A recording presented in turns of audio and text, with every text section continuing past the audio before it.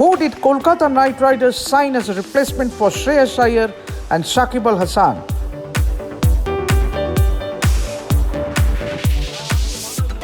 Kolkata Knight Riders on Wednesday announced the signing of England's hard-hitting opener Jason Roy.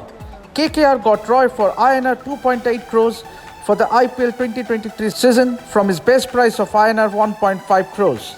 The franchise is already hit by injuries and player pullouts.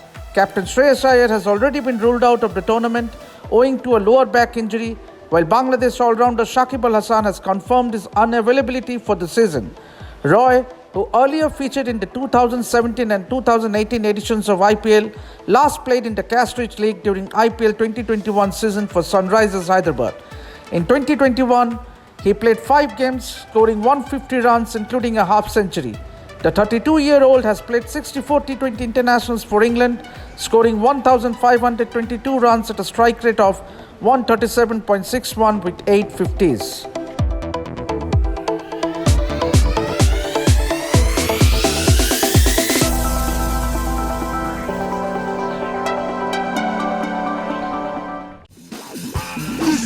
Extra time! Extra time!